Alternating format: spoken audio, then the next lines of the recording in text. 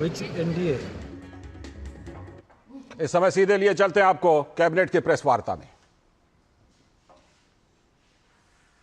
माननीय सूचना और प्रसारण मंत्री श्री अश्विनी वैष्णव जी, माननीय मंत्री जी से अनुरोध है कि आप मीडिया को संबोधित करें। साथियों नमस्कार। आज दो बहुत बड़े महत्वपूर्ण फैसले लिए गए माननीय प्रधानमंत्री श्री नरेंद्र मोदी जी की अध्यक्षता में कैबिनेट में। पहला फैसला है, राजस्थान में कोटा बूंदी नया एयरपोर्ट बनेगा 1507 करोड़ रुपए से। ये आप देख रहे हो पिछले कई वर्षों में जो एयरपोर्ट की डिमांड बढ़ती जाती थी वो इन पिछले 11 वर्षों में पूरी हुई है। उसमें उस कड़ी में एक ये नया एयरपोर्ट जुड़ रहा है। दूसरा, कटक और भुवनेश्वर का एक 6 lane access controlled ring road बनेगी 8307 करोड़ रुपए की। बहुत ही मॉडर्न हाईवे एक्सप्रेस वे की तरह का ये बनेगा, एक्सेस कंट्रोल्ड होगा फुली। टोटल 9814 करोड़ रुपए के ये प्रोजेक्ट्स आज सैंक्शन हुए हैं। कोटा जैसा आप सब जानते हो इंडस्ट्रियल हब भी है, एजुकेशन हब भी है, और देश भर से छात्र एजुकेशन से रिलेटेड जितने भी लोग हैं फ्लाइट से हो, तो कोटा के लिए डिमांड लंबे समय से एक अच्छे बड़े मॉडर्न एयरपोर्ट की डिमांड रही है। और बूंदी और कोटा एक तरीके से करीब करीब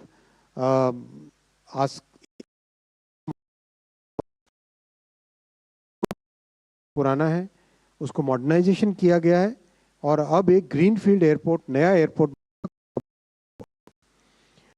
वाइज अगर देखें, एग्जिस्टिंग एयरपोर्ट कोटा सिटी के बीचों बीच है करीब करीब। वो ऊपर Kota railway station, Kota airport, ये रेड कलर में एग्जिस्टिंग। स्टेट हाईवे 70 से जाके NH52 और ये कोटा देवली बाईपास, यहाँ पे देखें तो एक बड़ा पैच आइडेंटिफाई हुआ है जो कि कोटा बूंदी ग्रीनफील्ड एयरपोर्ट नया बनेगा।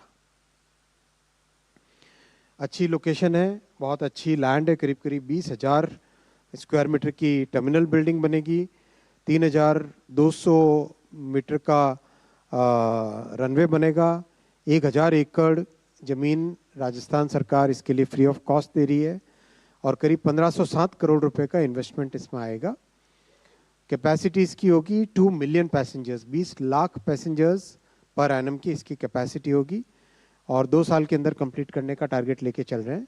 ज़मीन ऑलरेडी इसकी आइडेंटिफाई, क्लियर, सारा टाइटल वगैरह सब ठीक हो चुके हैं इसके। तो अब काम तुरंत, जैसे ही आज कैबिनेट में अप्रूवल हुआ है, तुरंत इसमें काम आगे बढ़ेगा। साथियों, 2014 तक, भारत के आज़ादी से पहले से भी लेके 2014 तक मात्र 74 एयरपोर्ट्स थे भारत में। मात्र इन 11 वर्षों में डबल से भी ज़्यादा होके 162 ऑपरेशनल एयरपोर्ट्स हो गए हैं और पैसेंजर्स हवाई यात्रा के माध्यम से जाने वाले जहां केवल 17 करोड़ के आसपास थे, 16.8 करोड़, वो आज 3 गुने, ऑलमोस्ट 2.5 टाइम से ज़्यादा, 41 करोड़ से ज़्यादा एयरपोर्ट में एयर ट्रैवल में पैसेंजर्स अभी हो गए। एयरपोर्ट अगर भारत के नक्शे पे देखो तो करीब करीब हर एरिया में अब एयरपोर्ट्स लगातार बढ़ते जा रहे हैं और ये 3 अलग अलग टाइप के दिए हैं, 147 एयरपोर्ट्स, वाटर एयरड्रोम्स 2 और हेलीपोर्ट्स 13। दूसरे प्रोजेक्ट पे आता हूं साथियों, 6 lane access control ring road Cuttack और भुवनेश्वर के लिए। कटक और भुवनेश्वर प्रैक्टिकली ट्विन सिटीज़ हैं, बीच में नदी है। कटक 5000 साल पुराना शहर है, बहुत ही प्राचीन शहर है, प्राचीनतम दुनिया के बहुत प्राचीन शहरों में से एक है। और भुवनेश्वर नया कैपिटल बना था। प्रैक्टिकली दोनों का एक समागम है, एक बहुत ही अच्छा एक डेवलपमेंट जॉइंट हो रहा है, उसके लिए ये प्रोजेक्ट लिया गया है। कटक भुवनेश्वर दोनों ही आप देखोगे कोलकाता से चेन्नई का जो NH16 है, इसके ऊपर दोनों अवस्थित हैं उड़ीसा में। गोल्डन क्वाड्रिलेटरल का जो NH16 का हिस्सा कटक और भुवनेश्वर के बीच में से निकलता है। ऑब्वियसली वहाँ पे काफ़ी कंजेशन है, तो लंबे टाइम से एक डिमांड थी कि इसकी एक रिंग रोड बने जिससे कि ट्रैफिक का फ्लो एक अलग तरीके से ठीक से हो। तो ये प्लानिंग की गई है। NH16 आप देखेंगे ऊपर पानीकोयली, चंडीखोल, चौद्वार, कटक, भुवनेश्वर, खुर्दा और नीचे टांगी की तरफ टुवर्ड्स चेन्नई और टुवर्ड्स कोलकाता ऊपर की तरफ। बीच में महानदी आपको दिखाई देगी, बहुत ही प्रसिद्ध नदियों में से एक है महानदी। और कटक से थोड़ा सा ऊपर टांगी से लेके टुवर्ड्स आटगढ़ लेके नीचे यहाँ पे भुवनेश्वर और खुर्दा को बाईपास करने के बाद में यहाँ पे रामेश्वर एक लोकेशन है, वहाँ पे आके ये जुड़ेगा। तो एक तरीके से पूरा इसका ये रिंग रोड बना, बहुत ही इम्पोर्टेंट प्रोजेक्ट है।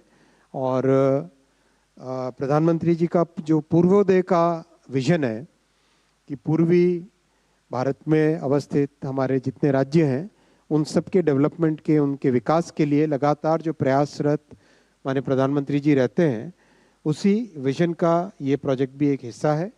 बहुत इम्पोर्टेंट प्रोजेक्ट है और हाईली मॉडर्न तरीके से बनाया जाएगा। 6 लेन एक्सेस कंट्रोल्ड, कंप्लीट, जहाँ जहाँ जरूरत है वहाँ पे सर्विस लेन्स, प्रॉपर एक आधुनिक तरीके से इस प्रोजेक्ट को बनाया जाएगा। ये वहाँ भारत में एक हाई ग्रोथ और 18 साल के बाद में भारत की जो सॉवरेन रेटिंग है वो इम्प्रूव हुई है, आगे बढ़ी है, अपग्रेड हुई है। और आप देखिए भारत की अर्थव्यवस्था कितनी लाइव और कितनी एजाइल है, कितनी आगे बढ़ रही है, ये इसका सबूत है। और इसके पीछे इंफ्रास्ट्रक्चर, इन्वेस्टमेंट, रिफॉर्म्स, हर सेक्टर का ध्यान देना, किसानों के लिए हित में काम करना, सेफ्टी नेट बनाना, एक कॉम्प्रिहेंसिव इकोनॉमिक पॉलिसी प्रधानमंत्री जी ने रखी, जिसके कारण आज भारत दुनिया में एक ब्राइट स्पॉट की तरह उभर रहा है। मैं यहीं पे रुकूंगा और आपके प्रश्न लूंगा। नमस्कार, आप प्रश्न पूछ सकते हैं और प्रश्न पूछने के पहले अपना और नाम और अपने संस्थान का परिचय दें। 238 पहले, फिर 4 नंबर आप। सर मैं तरुण हूँ।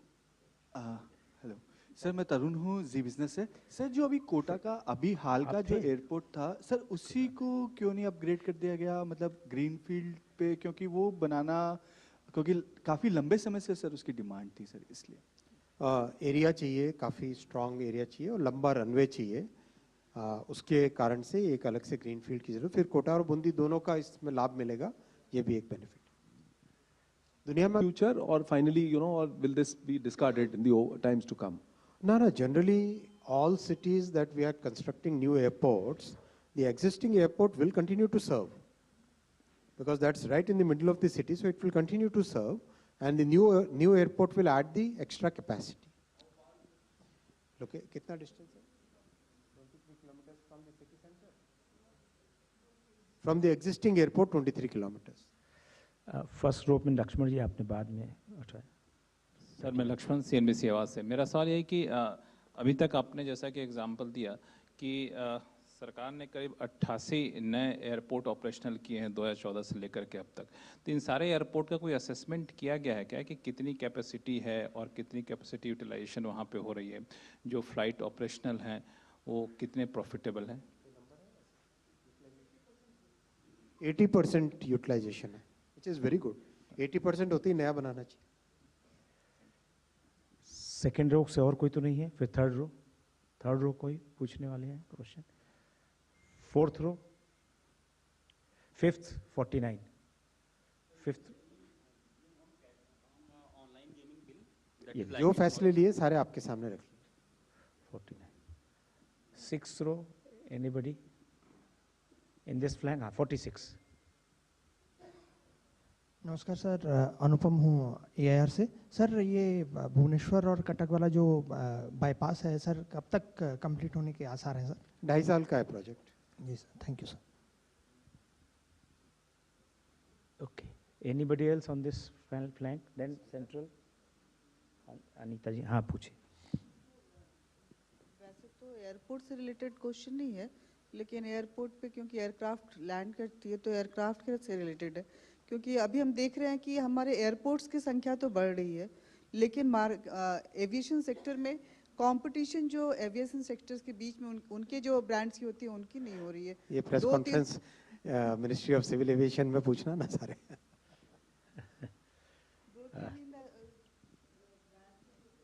ना अपने को फोकस रखो। Then right side में 166 third row. Sir, we need to have some clarity regarding the online betting app regulations which will be in place. जो कैबिनेट में आज डिसीजन लिए गए हैं वो सारे आपके सामने रख लिए। नेक्स्ट अपना परिचय जरूर दे दें। Sir Sameer Dixit ET Now से। जो कोटा वाला एयरपोर्ट है इसमें क्या फर्दर एक्सपेंशन का स्कोप लेकर के चल रहे हैं, पहला। दूसरा, जो अभी लैंड हैंडओवर किया है एआई को, क्या उसके अतिरिक्त और लैंड हैंडओवर करेगी स्टेट गवर्नमेंट, ऐसा कोई अभी बातचीत है? और जो इन्वेस्टमेंट है 1507 करोड़ का, इसमें स्टेट गवर्नमेंट भी क्या अपनी तरफ से कुछ निवेश करेगी? स्टेट का कुछ नहीं है, ये स्टेट का कुछ नहीं। एक्सपेंशन अभी लैंड उनका कंट्रीब्यूशन है, राज्य सरकार का लैंड कंट्रीब्यूशन है और फ्री ऑफ कॉस्ट दी है, और ये सफिशिएंट लैंड है मेरे ख्याल से। 20,000 square metres is huge terminal building के लिए, रनवे के लिए भी। ओवरऑल 1089 एकर्स दिए हैं, which is very good. Apart from passenger इसमें कार्गो के लिए भी होगा जहाँ होता है, कार्गो के लिए का स्कोप है इसमें? कार्गो भी है, रहता ही रहता है। Fifth row Deepak 190। Sir, I am Deepak from Times of India.